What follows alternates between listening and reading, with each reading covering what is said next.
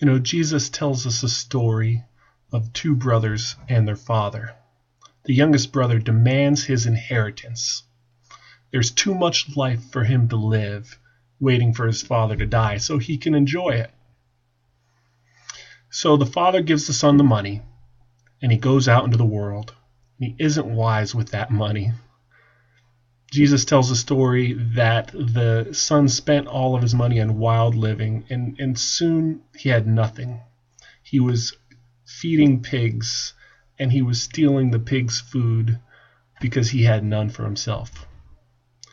Well, the story goes that the man came to his senses. He sets off, humbled now, with just the request to join his father's house as a servant and no longer a son.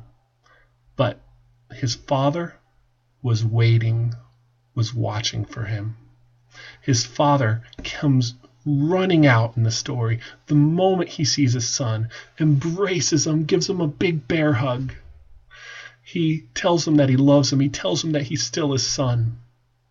He tells the young man and brings him back home and throws a big party using all of his best things. See, the father had plenty. And he wasn't worried about that. What he wanted most was to share his life with his son. How many of us at times have left God to live on our own? How many of us have gone on our own way, forgetting about the God who created us and leaving him out of our lives?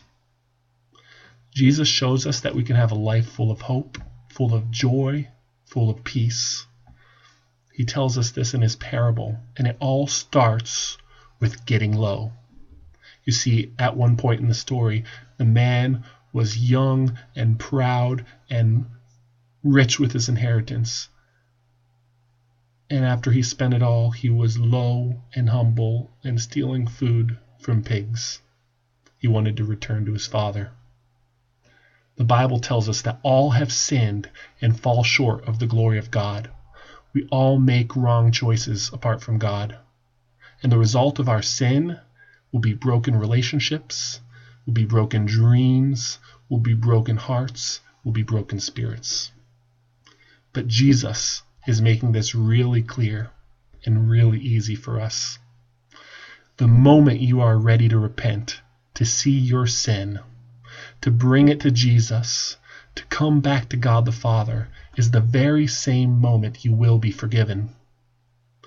Jesus even teaches the angels, just a few verses earlier than the prodigal son story, that the angels are throwing a party in heaven for you when you repent.